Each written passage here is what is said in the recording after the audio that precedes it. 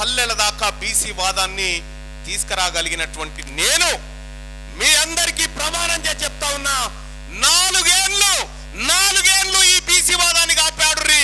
మీ బిడ్డ ముఖ్యమంత్రి అయితే, మీ బీసీ వర్గాల బిడ్డ ముఖ్యమంత్రి అయితే ఆ రోజు మీ బతుకు మారుతుంది ఖచ్చితంగా అని చెప్పి తెలియజేస్తా ఉన్నా.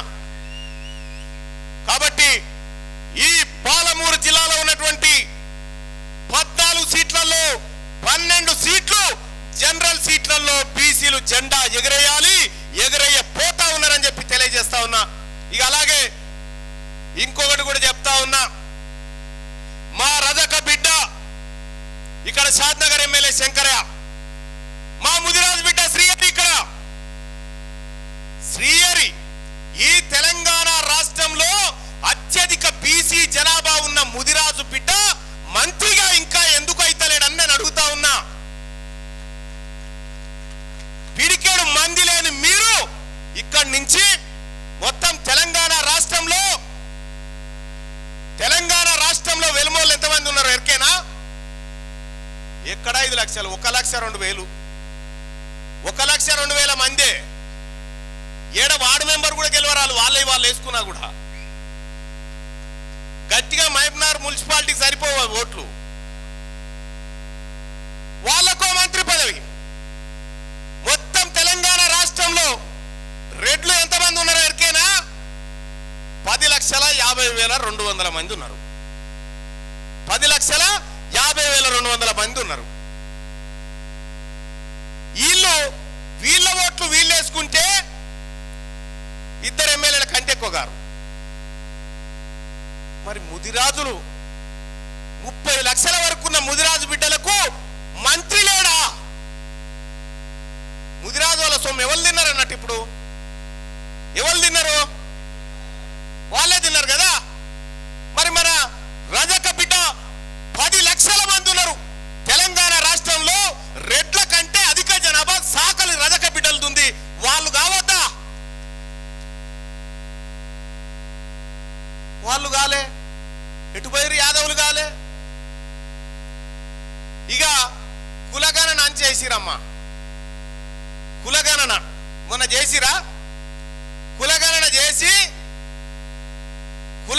చేసేట మీరు ఎంతమంది ఉన్నారో లెక్క తీసి మీకు అంత వంచిస్తామని చెప్తా ఉన్నారు.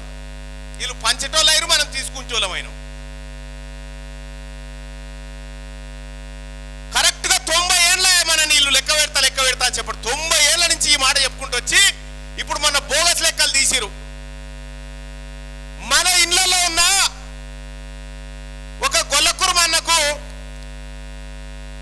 ఆయన మంద 1,00,000 గొర్రెలు కలిపితే ఆయన 500 ఆయన తెచ్చుకుంటాడు.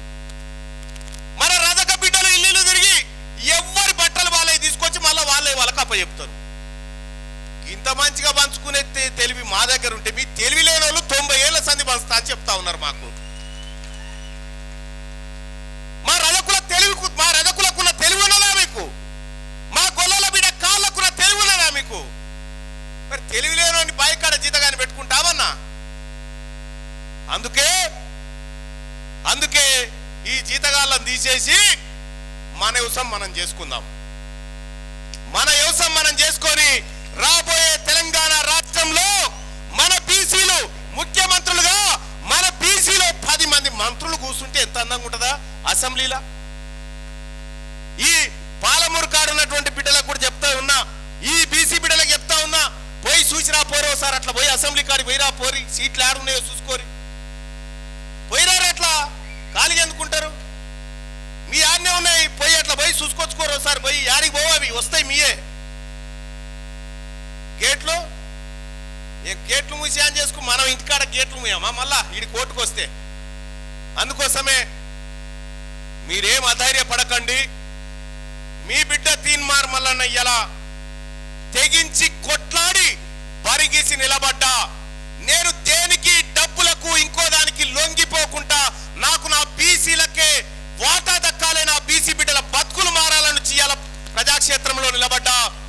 మీరందరూ కూడా ఇలా మా బిడ్డ మా కోసం కొట్లాడుతున్నాడని చెప్పి ఇలా మీరందరూ కూడా ఇక్కడికి వచ్చి ఈ బీసీ వాదాన్ని బలపరిచి మేమంతా ఒకటే అనేటువంటి, మాకు పార్టీలు కాదు, మా యుద్ధం బీఫామ్లకు బీసీలకు మధ్య యుద్ధం.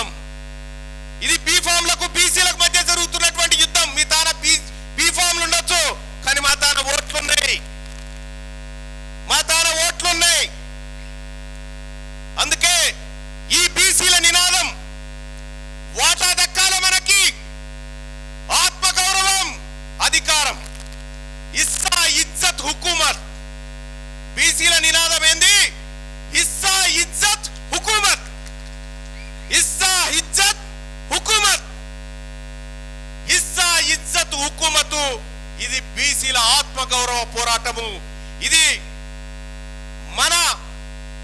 మన తల్లి మీది కొట్లాటకొస్తే అన్నదమ్ములమంతా ఎట్లా ఒకటైతామో ఇవాళ అన్ని కులాలను కూడా మనం బీసీలమంతా ఒకటి కావాలి.